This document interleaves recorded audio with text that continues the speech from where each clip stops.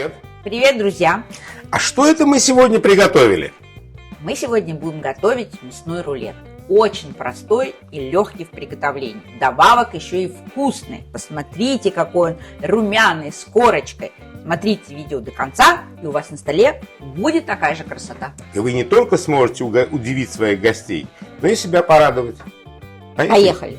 На сковородку нальем пару ложек растительного масла и дадим ему прогреться. А пока нарежем на кубики одну луковицу.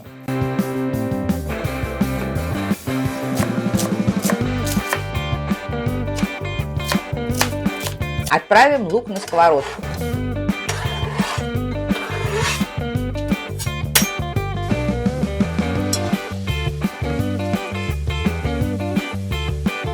Когда лук приобретает легкий золотистый оттенок, добавим 2 столовые ложки промытого риса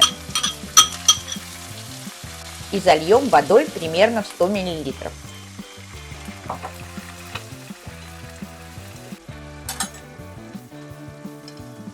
Посолим, перемешаем и накроем крышкой.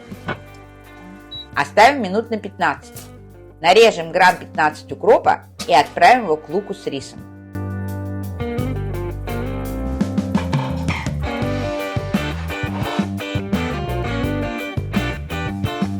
Наша секретная добавка к фаршу готова.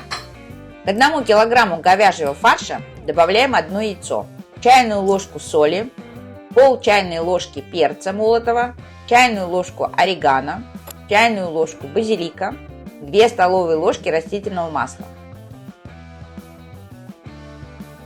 И все как следует перемешаем. Настало время нашей секретной добавки. Она сделает фарш более рассыпчатым и нежным.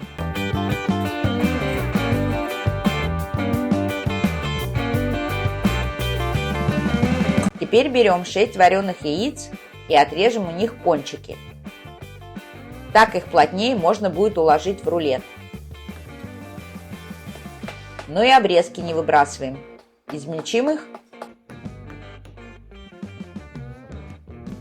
и добавим к фаршу. Еще раз все перемешаем, и можно приступать к формированию рулета. Выкладываем фарш на бумагу для выпечки и начинаем распределять равномерно по поверхности, оставляя места по краям. Должен получиться слой толщиной примерно в 1 см.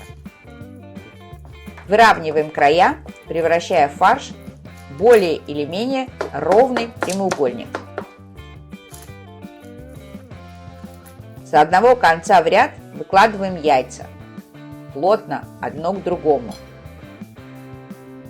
И начинаем с помощью бумаги сворачивать рулет. Стараемся делать его как можно плотнее.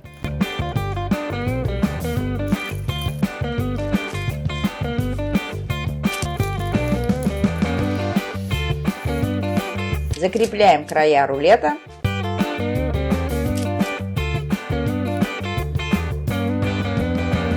И заворачиваем его в бумагу.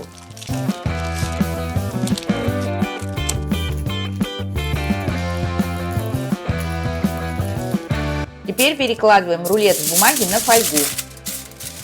Заворачиваем его. Скручиваем концы фольги.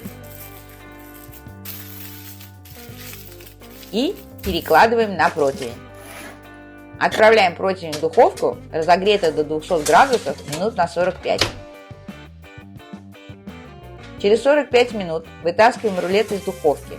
Не зря мы постелили бумагу на противень. Как плотно не упаковывай рулет, а жидкость от него все равно вытекает. Теперь раскрываем фольгу.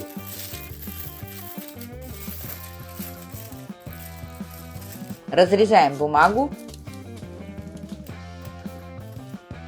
Сворачиваем края так, чтобы получилась такая вот лодочка.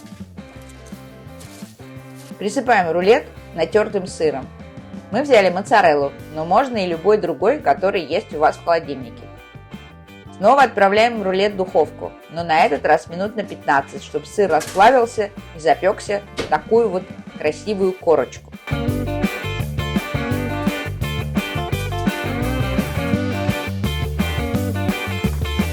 Для подачи у рулета отрежем края.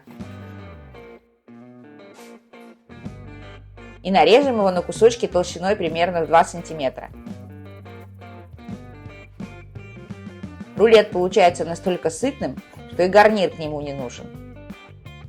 Так что мы просто подготовили для него подушку из нарезанных сладких разноцветных перцев и лука. И уложили на него кусочки нашего рулета. И украсили томатами черри. Приятного аппетита! Ну, мы так красиво все сервировали, потому что сейчас к нам придут гости. Но это нам не помешает маленький кусочек попробовать. Прошу. Мона? Я вообще-то проголодался. Ну, Так-то. неужели?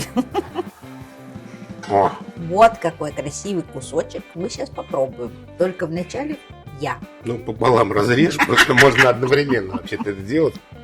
А я думала, сперва я укушу и дам тебе. На. Так.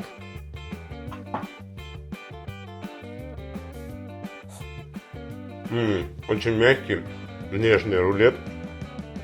И фарш за счет пряных трав, лука с рисом получился очень ароматный. Мне очень нравится. Оп. И всё. Очень настоятельно рекомендуем вам. Попробуйте обязательно сделать такой рулет.